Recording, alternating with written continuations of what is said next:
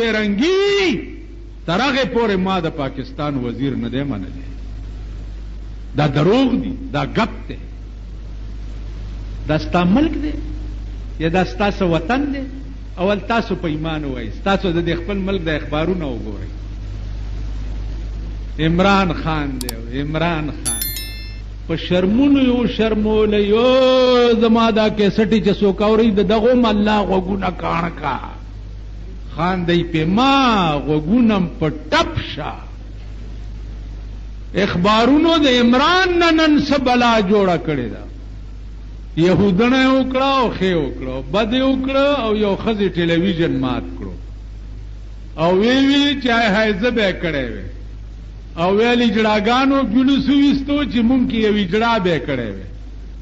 نن 2 میاشتې وشوي چې په پاکستان اخبار کې بل خبره نشته سوا د عمران.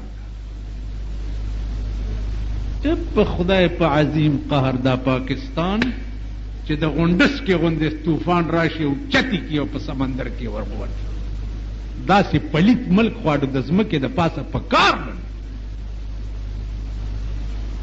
داسې وطن دی، داسې ملک دی. یهودنه وکړه او خې وکړه او بد وکړه او خې وکړه او بد وکړه. ښځې خفه دي. ته په ایمان ووایه ټول پاکستان قوم نن اخبارات شرمۍ لګیا دی چې پاکستانی ښځې د عمران په بل ملک ښځې کولو خفه دي. پاکستانی وایي چې مونږ به کړی وی. ټول قوم شرمۍ لګیا دی. دا بے غیرته قوم اډو په ټس نه مس نه کېږي، په شرمېږي نه. عمران څه دی؟ خو یو لوړو دی، غونډس که بیا غورځوله را غورځوله، نور څه اسمان خو نه دی. نه جبرائیل علیه السلام دی، نه میکائیل علیه السلام دی، نه اسرافیل علیه السلام دی، نه اسرائیل علیه السلام دی، نه پیرانی پیر صاحب دی، نه امام ابو حنیفه دی. خو یو بالمینو غونډس که بیا لړکوله را لړکوله لوړ غوندې دی او صاحبه بس ښځو ته یو شی جوړ کړی. ټول ملک په شرمونو شرمېدو، شرمېدلو په ځان پوهېږئ نه. قسم په خدای دی چې مونږ نه هغه شی جوړ دی. یو سړی کور ته راغی، ښځې سره یې سړی ناستو، سړي ټوپ کو، ویل کېنه کېنه خیر دی، ته خو زما دوست دی، نو څه وشو که زما ښځې سره ناست دی؟ ښځې ته وایي چھوڑ گھبرانی اپنا آدمی ہے، کیا ہوا کہ گھر آئے ذرا اوس اپنا آدمی ہے زمون ښځو سره چې سړي ناست. تاسو خبر یې خپلو ښځو نه چې دا غورملې غورملې په دې سړکو باندې ګرځي، دا د چا ښځې دي او دا د چا لونه دي؟ دا په آرمي سټیډیم کې چې د ماښام نه وروستو ګرځي، دا د چا ښځې دي؟ دا د چا لونه دي؟ په اخون بابا دیره کې چې ګرځي، دا د چا ښځې دي؟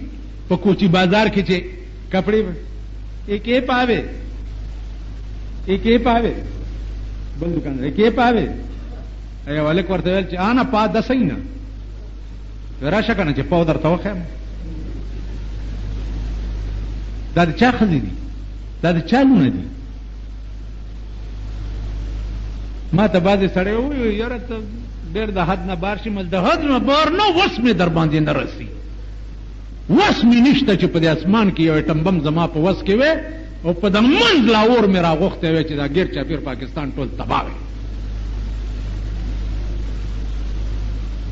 په شرمونو پټ شئ اډو پسې شرمېږئ.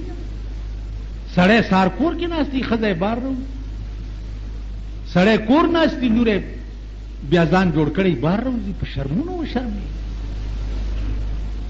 په دې پوهېږئ. ما خو د مولیانو او طالبانو ته زه چېرته تقریر کوم، ورته وایم خدای قرآن ته وګورئ، که څه ته خورئ را خورئ ویې خورئ، خو چې سپاره دې مړي پسې ونه بخئ بیړم ورکشه.